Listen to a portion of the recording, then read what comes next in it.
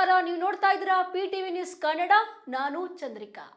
ಕನ್ನಡ ನಾಡು ನುಡಿ ಭಾಷೆಯ ಬಗ್ಗೆ ಹೆಮ್ಮೆ ಪಡುವ ನಾವು ಇಂದು ನಮ್ಮದೇ ನೆಲದಲ್ಲಿ ಕನ್ನಡಿಗರ ಸುರಕ್ಷತೆ ಮತ್ತು ಸ್ವಾಭಿಮಾನದ ಬಗ್ಗೆ ಪ್ರಶ್ನೆ ಕೇಳುವ ಪರಿಸ್ಥಿತಿ ಎದುರಿಸ್ತಾ ಇದ್ದೇವೆ.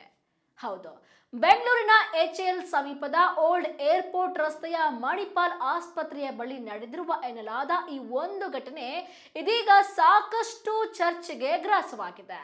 ಎಸ್, ಮಾಹಿತಿಯ ಪ್ರಕಾರ ಸುಮಾರು 20 ಮಂದಿ ವಲಸಿಗರು ಒಬ್ಬ ಕನ್ನಡಿಗನ ಮೇಲೆ ಹಲ್ಲೆ ನಡೆಸಿದ್ದಾರೆ ಎಂಬ ಆರೋಪ ಕೇಳಿ ಬಂದಿದೆ.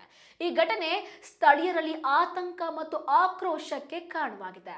ಇದರೊಂದಿಗೆ ಮತ್ತೊಂದು ಪ್ರಶ್ನೆಯು ಕೇಳಿ ಬರ್ತಾ ಇರುವಂತದ್ದು, ಬೆಂಗಳೂರಿನ ಅನೇಕ ಖಾಸಗಿ ಸಂಸ್ಥೆಗಳು, ಆಸ್ಪತ್ರೆಗಳು, ಮಾಲ್ಗಳು ಹಾಗೂ ವಿವಿಧ ಉದ್ಯೋಗ ಕ್ಷೇತ್ರಗಳಲ್ಲಿ ಸ್ಥಳೀಯ ಕನ್ನಡಿಗರಿಗೆ ಸಮರ್ಪಕ ಅವಕಾಶಗಳು ಸಿಗುತ್ತಿವೆಯೇ ಎಂಬ ಇನ್ನೊಂದು ವಿಚಾರ ಏನಪ್ಪಾ ಅಂತಂದ್ರೆ, ಬೆಂಗಳೂರಿನ ಅನೇಕ ಖಾಸಗಿ ಸಂಸ್ಥೆಗಳು, ಆಸ್ಪತ್ರೆಗಳು, ಮಾಲ್ಗಳು ಹಾಗೂ ವಿವಿಧ ಉದ್ಯೋಗ ಕ್ಷೇತ್ರಗಳಲ್ಲಿ ಸ್ಥಳೀಯ ಕನ್ನಡಿಗರಿಗೆ ಸಮರ್ಪಕ ಅವಕಾಶಗಳು ಸಿಗ್ತಾ ಇದಾವ ಅನ್ನೋದ್ರ ಬಗ್ಗೆ, ಹೊರ ರಾಜ್ಯಗಳಿಂದ ಬಂದವರಿಗೆ ಹೆಚ್ಚಿನ ಆದ್ಯತೆ ನೀಡಲಾಗ್ತಿದೆ ಎಂಬ ಚರ್ಚೆಯು ಜೋರಾಗಿಯೇ ನಡೀತಾ ಇದೆ. ಅದು ನಿಜವಾಗ್ಲಿ ಕೂಡ ಆಗ್ತಾ ಇರುವಂತದ್ದು.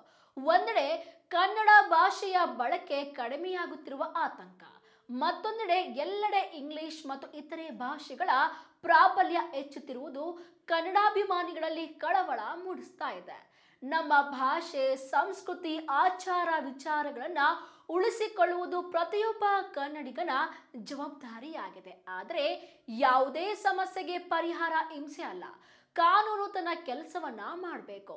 ತಪ್ಪಿತಸ್ಥರ ವಿರುದ್ಧ ಸೂಕ್ತ ಕ್ರಮ ಕೈಗೊಳ್ಳಬೇಕು. ಜೊತೆಗೆ ಕರ್ನಾಟಕದಲ್ಲಿ ಬದುಕುವ ಪ್ರತಿಯೊಬ್ಬರು ಕನ್ನಡಿಗರನ್ನು ಗೌರವಿಸಿ ಕನ್ನಡ ಭಾಷೆ ಮತ್ತು ಸಂಸ್ಕೃತಿಗೆ ಮಾನ್ಯತೆ ನೀಡುವುದು ಅಗತ್ಯವಾಗಿದೆ.